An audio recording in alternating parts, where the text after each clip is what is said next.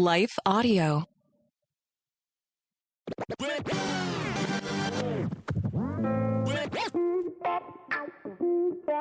Hey, welcome back to God's Love for the Unlovable and Gospel Rant series that we're calling Vagabond Diaries. We're proclaiming the innate love of God for the unlovable, the unloved, and the unlovely. And that's all of us on any given day. If we were just a little bit honest, we could do it verse by verse in Scripture, Old and New Testament.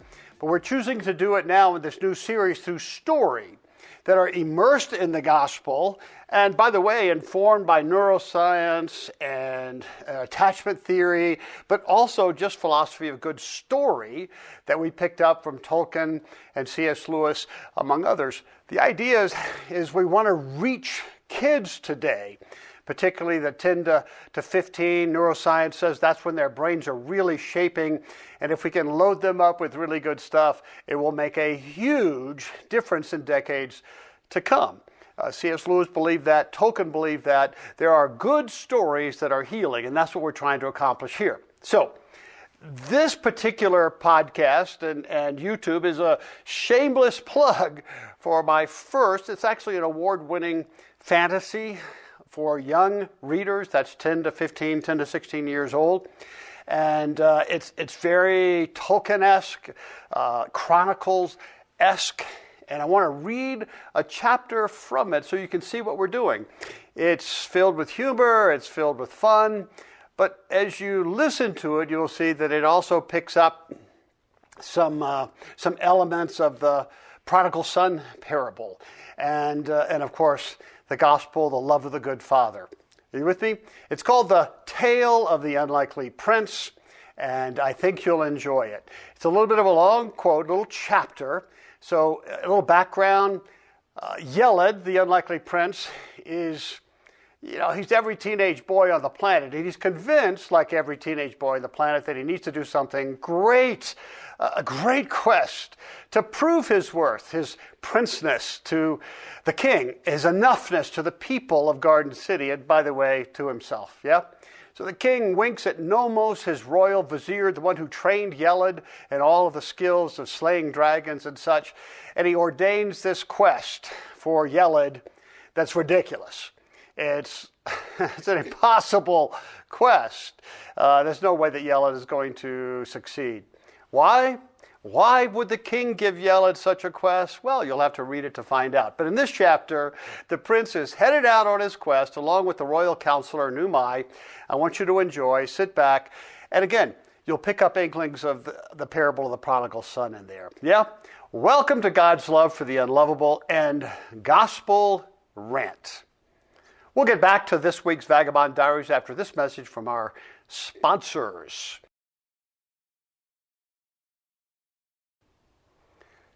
Tale of the Unlikely Prince, Chapter 6, The Great Quest.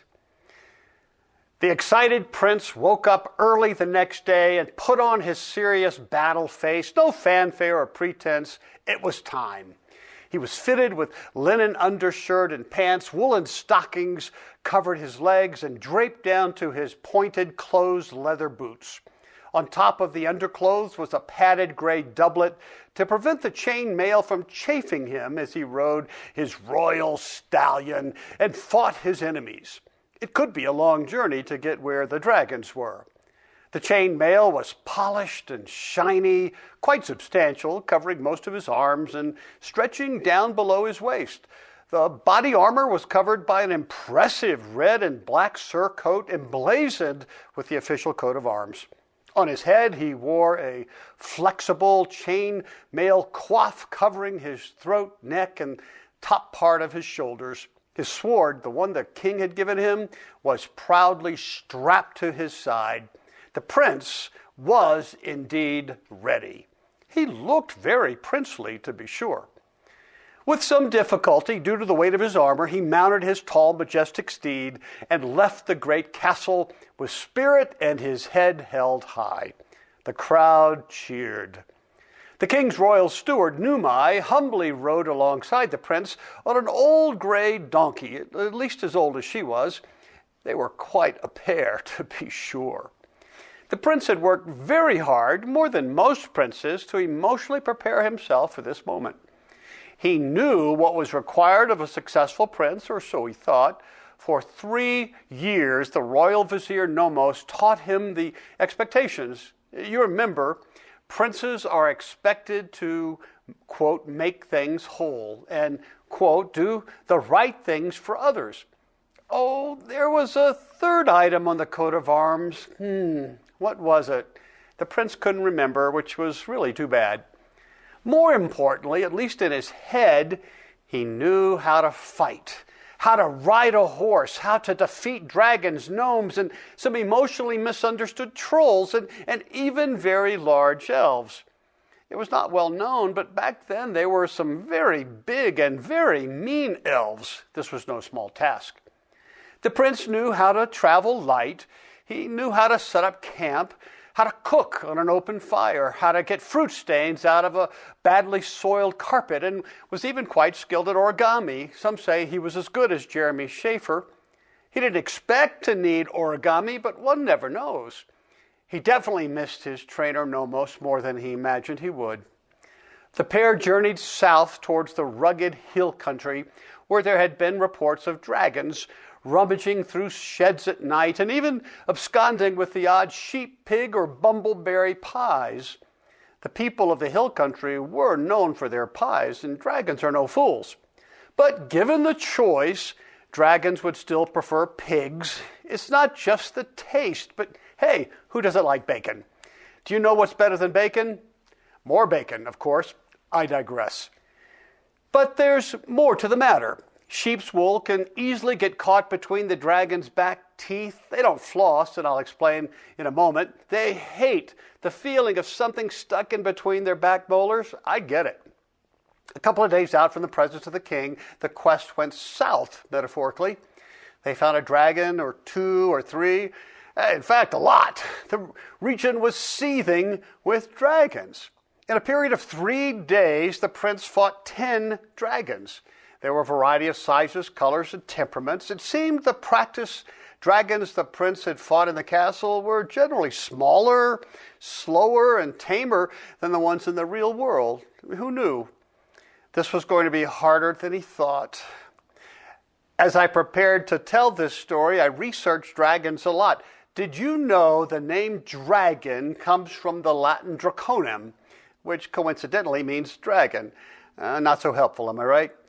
It can also refer to their deadly glance. That's a bit more interesting, isn't it? Dragons are universally misunderstood. Most people think they all breathe fire. Actually, very few dragons spew fire. None of the dragons the prince fought did. Fire breathing requires a very high carbohydrate diet with a great deal of oily fats. Most dragons can't afford such a diet. And by far, most of the dragons, at least in this kingdom, didn't breathe fire. They coughed a lot, though. And unfortunately, most of them had very bad breath. Horrible, in fact. It should be of little surprise. Remember the issue with sheep? Dragon arms and fingers cannot support flossing, and so food gets stuck between their pointy bicuspids for days or weeks. Yuck. One such halitosis-affected dragon happened to get very close to the prince's face and breathed out all over him. The horrific smell of the dragon's breath stunned the prince. The effluvia caused the prince to faint. For those who are ill-trained in the English language, effluvia refers to the toxic smell of rancid, decaying matter. And a word, yuck. And here's another word, stinky, or pu. You get the general idea. It was so bad the prince had blocked out the event for years. By the time the prince's head cleared, the dragon was long gone. Score 1 for the dragons. One very fast and vocal dragon wore a baseball cap backwards on his bulbous green, scaly head. A little-known fact, dragons were into baseball long before humans. There was an entire dragon baseball league with 10 teams, playoffs, and sponsors. The Birmingham Yellow Wings were dominant, 3 championships in 5 years. Lately, though, London Red Scales have been quite a challenge. This dragon was apparently a member of Manchester Funny-Looking Feet. They were at the bottom of the league. One wonders if it has something to do with their name. I'll leave it to you to decide. Why baseball? Well, the Dragons attempted soccer, but think about it. 22 dragons running around a grass field with huge claws. It just left the pitch shredded and unusable for the next team. And you could always find a huge single dragon to squat in front of the net, and so who could score? The usual final score was 0-0. It was not much fun to watch. And don't get me started on the dragon basketball tournaments. Yeled struggled to get his mojo going. He chased one of the slower dragons for a while, but it turned out to be a very large turtle dressed up to look like a dragon. And everyone knows turtles are quite insecure. And let's face it, every reptile wants to be a dragon. They are way cool. The aspiring dragon didn't fool Yeled. Well, not for long anyway. Yeled shook his head and laughed at himself as the turtle dragon slowly crawled away. Anyway, where was I? By the end of the third day, the dejected prince was a pitiful, rumpled sight. He could only slump in front of his campfire, licking his many wounds. He took the time to review the play-by-play of the quest so far. 3 of the smaller dragons had bitten and scarred him up pretty badly. He didn't expect them to be so fast and so mean. He also got a nagging, tiny little splinter in his right index finger. Of course, splinters are the worst. Am I right? Fortunately, the royal steward knew first aid. She was an accomplished healer and a bit of an expert in the ancient art of splinter removal. Some can do it well, others, not so much. Still, Yeled was very disappointed in his efforts so far. He had not turned away from the fight, yet it would hardly be called a victory by any measure. He had the external and internal scars to prove it. He didn't want to dwell on it. 5 of the larger, slower dragons got away untouched. 3-day scorecard, Yeled 1, dragons 9. Nowhere near legendary, for sure. One of the dragons he had vanquished didn't put up much of a struggle. He suspected it was quite old and didn't have the wherewithal to fight back. In the end, the defeated dragon limped back into his comfortable cave using an old knobby cane, coughing and wheezing the whole way. Yeled counted this confrontation as a victory, his only one. Pretty sad, really, and questionable according to most quest rules, but who was going to take away this lone semi-highlight from the beat-up Yeled? Yeled hadn't expected to fail, to fall so abysmally short. He had dreamed of this day for months. This quest was supposed to be about his glory and distinction. He needed to prove to everyone and himself that he deserved to be a prince. And yet, even though he had fought to the best of his ability, it wasn't enough. So many things he could have done better, quicker and smarter. He shook his head in disgust and thought back to his training. He didn't remember. Maybe Nomos never taught him this one important little fact about dragon fighting. Dragons are slimy creatures. Everywhere they walk, they leave a greasy trail. Again, who knew?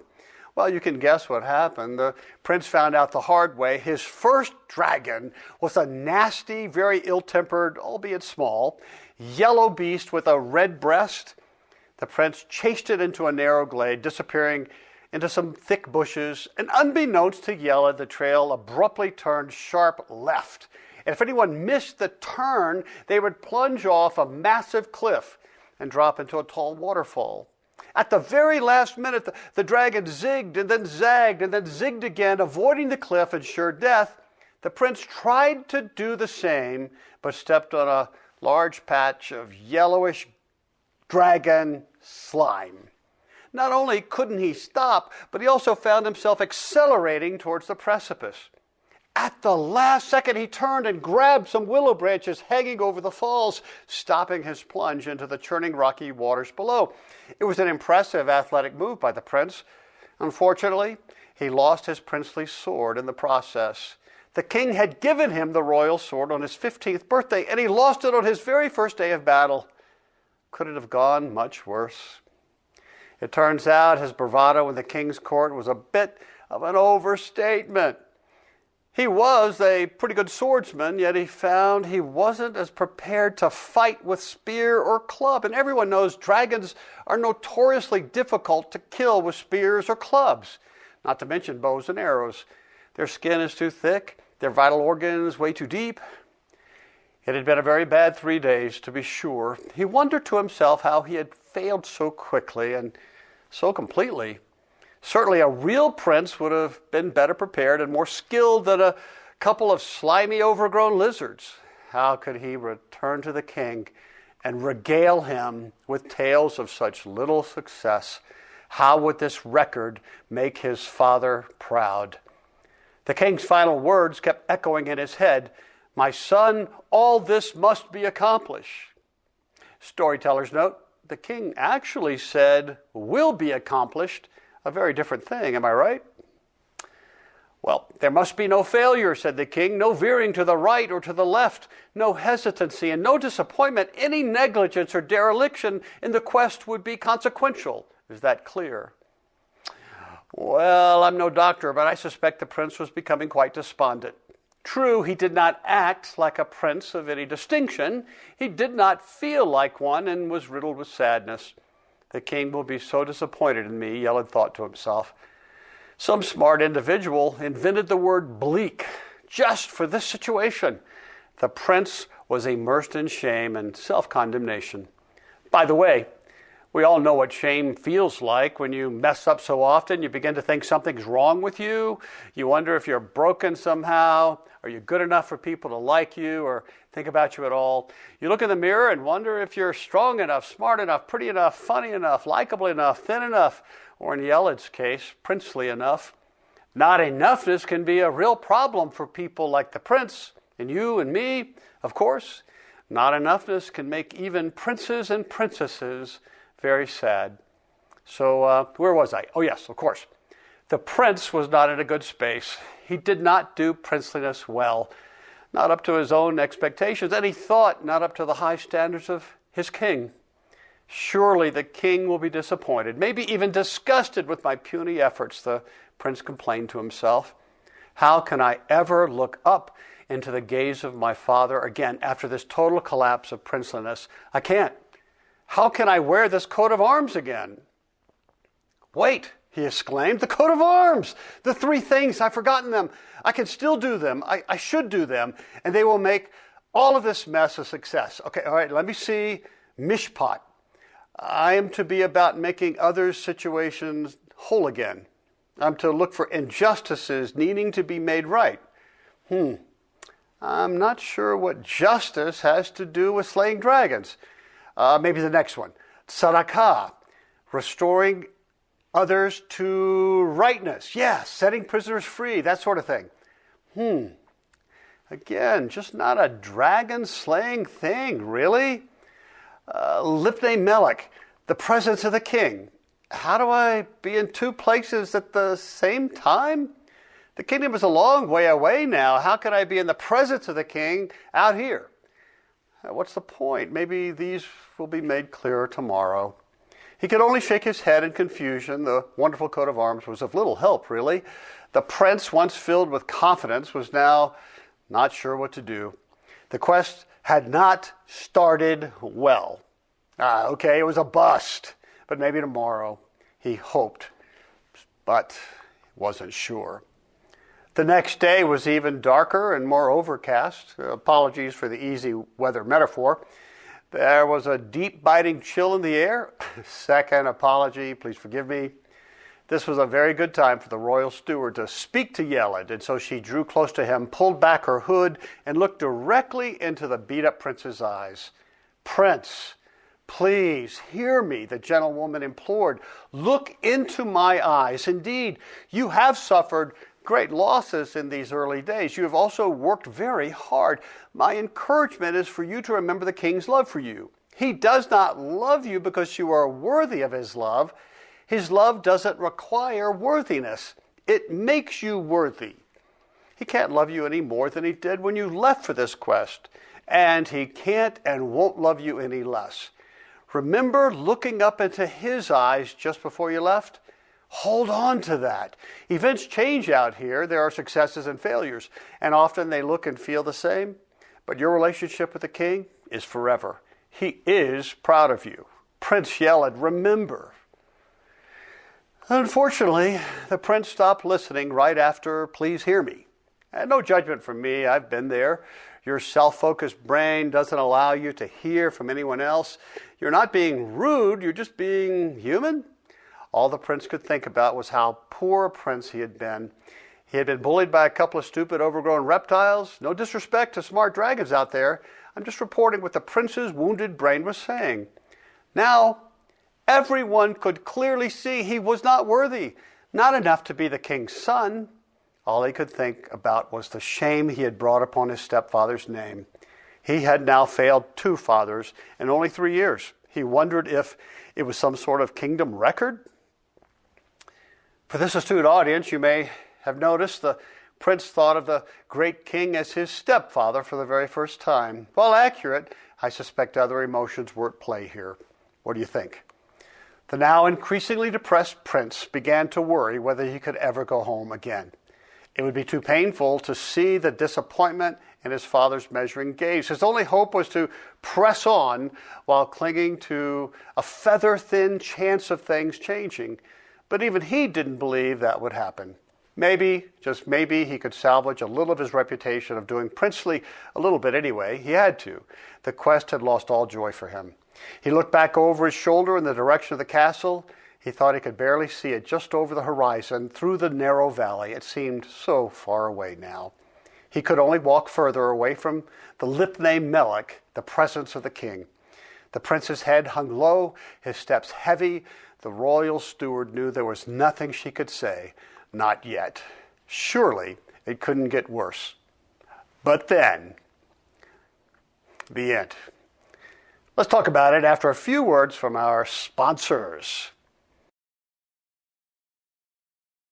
So, here's some dialogue starters I thought about. And again, this is after you go and buy the book, either on Amazon, Kindle, or Audible, and buy them for all the 10 to 15-year-olds in your life and your church. So why would the good king give such a difficult quest to someone he loves? Right?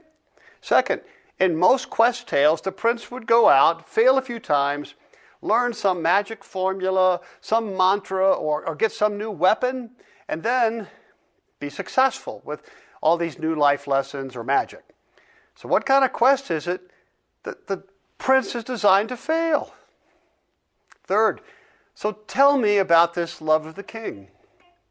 Think about it. And lastly, well, not quite lastly, second to last, what do you think the royal steward Noomai was trying to tell the prince? And lastly, can you relate to such a quest?